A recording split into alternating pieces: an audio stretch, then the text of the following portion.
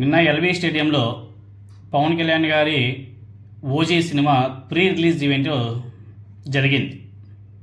దానికి పవన్ కళ్యాణ్ గారు వెళ్ళారు. వెళ్ళిన తర్వాత ఏ విధంగా అక్కడ హడావిడి నడిచినా కూడా మనం చూసాం. ఒకవైపు వర్షం, మరోవైపు పవన్ కళ్యాణ్ గారి స్పీచ్. పవన్ కళ్యాణ్ గారి స్పీచ్లు ఎలా ఉంటాయో మీకు అందరికీ తెలియంది కాదు, మనం ప్రత్యేకంగా చెప్పుకోవాల్సిన అవసరం లేదు అనేసి అనిపిస్తుంది. కానీ కొన్ని సందర్భాలు చూసినప్పుడు చెప్పుకోక తప్పదు. నిన్న పవన్ కళ్యాణ్ గారు మాట్లాడుతుంటే మాటలు ఒకసారి బాగా పరిశీలన చేస్తే, అదేవిధంగా జన సైనిక్స్ చేసినటువంటి బిహేవియర్స్ ఒకసారి పరిశీలన చేస్తే, వీళ్ళకి రాష్ట్రంతో, రాష్ట్ర ప్రజలతో ఎటువంటి సంబంధం లేదు. వీళ్ళకి కావాల్సింది సినిమాలు, షూటింగ్లు, ఇదిగో ఇలాంటి ప్రీ రిలీజ్ ఈవెంట్లు, సినిమా ప్రమోషన్స్, ఇలా వీళ్ళ వ్యవహారాలు అలా కొనసాగుతూ పోతున్నాయి. నిన్న ఒక జన సైనికుడు అన్నటువంటి మాటను చూస్తే చాలా బాధేస్తుంది. యూత్ ఎందుకు ఇలాంటి తప్పుడు అడుగులు వేస్తున్నారు, తప్పుడు దారిలో ఎందుకు ప్రయాణిస్తున్నారన్న బాధ కలుగుతుంది. ఓజీ స్టిక్కర్ వేసుకొని రోడ్ల మీద పండేస్తాం, పడుకోబెట్టేస్తాం నా కొడకల్లారా అని వేసి మాట్లాడుతున్నాడు. అంటే పవన్ కళ్యాణ్ గారు యూత్ని ఏ విధంగా తీర్చిదిద్దాడో ఎగ్జాంపుల్స్ అవన్నీ కూడా. ఈ యూత్ని పనికి వచ్చేదానికి యూజ్ చేసుకుంటే రాష్ట్రం, దేశం ఎక్కడికో పోయేది. మనం ఇంత వెనకబడి ఉన్నాము అంటే దానికి కారణం ఇలాంటి పొలిటికల్ లీడర్స్ వల్ల, వీళ్ళు చేసే రాజకీయాల వల్ల, వీళ్ళు చేసే రాజకీయాలని ఇన్స్పిరేషన్ తీసుకొని ప్రవర్తించే యువత వల్లే మనం చాలా వెనుకబడి ఉన్నామని చెప్పేసి చెప్పుకోక తప్పదు. ప్రతిసారి మనం పాకిస్తాను, బంగ్లాదేశ్, ఆఫ్ఘనిస్తాన్తో కంపేర్ చేసుకోకూడదు. మనం కంపేర్ చేసుకోవాల్సింది ఏ అమెరికానో, ఏ జపానో, ఏ జర్మనీయో, యూరప్ కంట్రీస్తో మనం కంపేర్ చేసుకోవాలి. ఒక చైనా, ఇలాంటి దేశాలతో కంపేర్ చేసుకుంటే మనం ఎంత బ్యాక్లో ఉన్నామో అర్థమవుతుంది.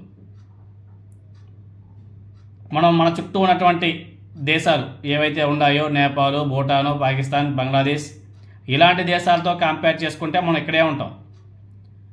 యూరప్ లాంటి దేశాలతో కంపేర్ చేసుకుంటే మనం ఎక్కడో ఉన్నామో, ఎదగాల్సిన అవసరం కూడా ఉంది అనేసి ప్రతి ఒక్కరు కూడా తెలుసుకోవాల్సిన అవసరం కూడా ఉంది. అదేవిధంగా నిన్న పవన్ కళ్యాణ్ గారు చాలా మాటలు మాట్లాడాడు. మనం ఒకటో రెండో తెలుసుకోవాల్సిన అవసరం కూడా ఉంది. నాకు సరైన డైరెక్టర్ దొరికి ఉంటే నేను రాజకీయాల్లోకి వచ్చేవాడిని కాదు అని చెప్పేసి పవన్ కళ్యాణ్ గారు మాట్లాడడం జరిగింది. అంటే గత సినిమాలు తీసినటువంటి డైరెక్టర్ అందరూ కూడా దేనికి పనికిరారు అనేసి మీనింగ్, అంతే కదా. అంటే పవన్ కళ్యాణ్ గారికి రాజకీయాల్లో ఇంట్రెస్ట్ ఉండి ప్రజలకు సేవ చేయాలని చెప్పేసి, ప్రశ్నించాలని చెప్పేసి రాజకీయాల్లోకి రాలేదు. ఆయనకి సినిమాలో సరైన డైరెక్టర్ దొరక్క, ఏమీ అర్థం కాక చంద్రబాబు నాయుడు గారు ఈయన ద్వారా ఒక పార్టీ పెట్టించి ఆంధ్రప్రదేశ్లో ముందుకు సాగిస్తున్నాడు, అంతే కదా. పవన్ కళ్యాణ్ గారి ఒపీనియన్ కూడా కాదు పార్టీ పెట్టడం, చంద్రబాబు నాయుడు గారి యొక్క ఒపీనియన్, ఆయన అభిప్రాయం, ఆయన డెసిషన్. ఎందుకంటే ఆల్రెడీ మెగాస్టార్ చిరంజీవి గారు ప్రజారాజ్యం పార్టీ పెట్టి బోర్లా పడ్డాడు కాబట్టి ఆయన ముందుండే నడిపిస్తే మళ్ళీ బాగుంటుంది కాబట్టి ఆయన తమ్ముడిని పెట్టుకొని రాజకీయాలు నడిపిస్తున్నాడు చంద్రబాబు నాయుడు గారు. తర్వాత పక్కన వీడియో చూడండి. పవన్ కళ్యాణ్ గారు ఒక డిప్యూటీ సీఎంగా, ఒక మంత్రిగా ఉన్నటువంటి వ్యక్తి పబ్లిక్లో ఎలా బిహేవ్ చేయాలో తెలియదా అన్నట్టు అనిపిస్తుంది. ఒకసారి ఆ కత్తితో ఆయన ఇలా తిప్పుతుంటే వెనక సెక్యూరిటీ ఆఫీసర్కి జస్ట్ మిస్ అయింది, లేకపోతే గట్టిగా తగిలేది. అంటే పబ్లిక్లో ఒక మినిస్టర్ చేసినటువంటి పనులు ఇవేనా? ఒక డిప్యూటీ చీఫ్ మినిస్టర్ చేయాల్సిన పని ఇదేనా? ఇలాంటివి ఈయన పబ్లిక్లో చేయడం వల్ల ఈయన అభిమానించే, ఈయన గారిని ప్రేమించే వ్యక్తులు ఉన్నారు కదా, జన సైనిక్స్, వాళ్ళంతా కూడా రేపు ఎలా తిప్పరా అన్నది కూడా ఒకసారి ఆలోచన చేయవలసిన అవసరం ఉంది. జస్ట్ మిస్ ఆ సెక్యూరిటీకి, లేకపోతే మొహం పగిలేది. అంటే పబ్లిక్ మీటింగ్లలో ఇలా బిహేవ్ చేయడం ఎంతవరకు సమంజసం అనేది ఒకసారి ఆలోచన చేయాల్సిన అవసరం కూడా ఉంది. తర్వాత వీళ్ళు మాట్లాడే మాటలు, ఆ జన సైనిక్స్ మాట్లాడే మాటలు చాలా సిగ్గేస్తుంది. కొంతమంది సమాజ పెద్దలకు కూడా నమస్కరించి తెలియజేసినవి ఏమంటే, ఇలాంటి వీడియోస్ చూడండి. వైసీపీ వాళ్ళు ఏమైనా మాట్లాడితే రౌడీలు, గోండాలు, పేటీఎం బ్యాచ్, చిల్లర మంద, కుక్కలు గిక్కలు అసలు ఇష్టానుసారం 5 సంవత్సరాల నుంచి ఇంకా స్టిల్ ఏడుస్తున్నారు కదా. మరి ఇప్పుడు ఉన్నటువంటి కూటమి ప్రభుత్వంలోనే ముఖ్యంగా తెలుగుదేశం పార్టీ, జనసేన పార్టీ నాయకులు, వారి కార్యకర్తలు, అభిమానులు ఏ విధంగా మాట్లాడుతున్నారు, ఎలా ప్రవర్తిస్తున్నారు అనేది మీ కళ్ళకు కట్టినట్టే మీరు చూస్తున్నారు కదా. ఇదిగో ఈ వీడియోను చూడండి. ఏ విధంగా మాట్లాడుతున్నారో, ఏ విధంగా ప్రవర్తిస్తున్నారు అనేది చాలా స్పష్టంగా కనబడుతుంది. భవిష్యత్తును పాడు చేసేవాడు నాయకుడా, ఇది తప్పు, ఇలా మాట్లాడకూడదు అని చెప్పేసి ఏమైనా సరే అరెస్టులు ఏమైనా చేస్తారా?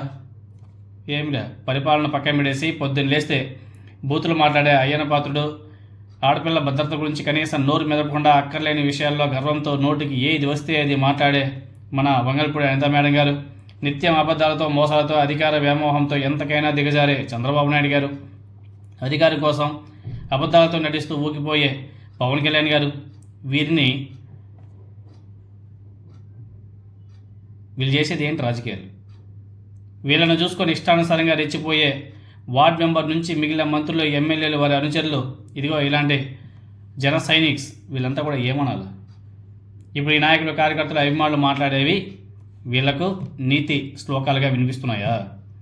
వారి ప్రతినిత్యం చేసే అరాచకాలు మీకంటే కనిపించట్లేదా? ఇదేనా సుపరిపాలన అంటే? ఒక అభిమానిగా ఎలా పడితే అలా మాట్లాడితే అది అభిమానం అంటారా? లోపం ఎక్కడ? ఎవరిది తప్పు? ఎవరు నడిపిస్తున్నారు వ్యవహారం? ఇప్పుడైతే దీన్ని బట్టి రౌడీ జనసేన పార్టీనా, లేకపోతే పిఠాపురం గుండా పార్టీనా, ఎవరి పేటీఎంలో ఎవరిని చెప్తూ కొట్టాలి? ఇది కదా రాజకీయ, రౌడీ రాజకీయం అంటే ఇది కదా రెచ్చగొట్టడం అంటే. ఇది చూసినట్టుంటే సమాజం పెద్దలు సమాధానం చెప్పాలా? ఏది రౌడీజం అని చెప్పేసి ఇది మాత్రమే కాదు, ఎన్నో ఉదాహరణలు కోకొల్లగా చెప్పుకోవచ్చు. ఇదిగో ఈ జన సైనిక్స్ మాట్లాడే మాటలు కూడా ఒకసారి చూడండి.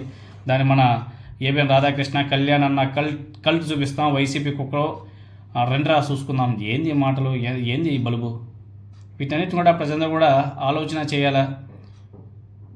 యువతని తప్పుదారి పట్టిస్తున్న రాజకీయ నాయకుల్ని ఎప్పటికప్పుడు ఖండిస్తూ పోవాలా, లేకపోతే ఈ రాష్ట్రం, ఈ దేశం ఇంకా ఇలానే ఉంటుంది.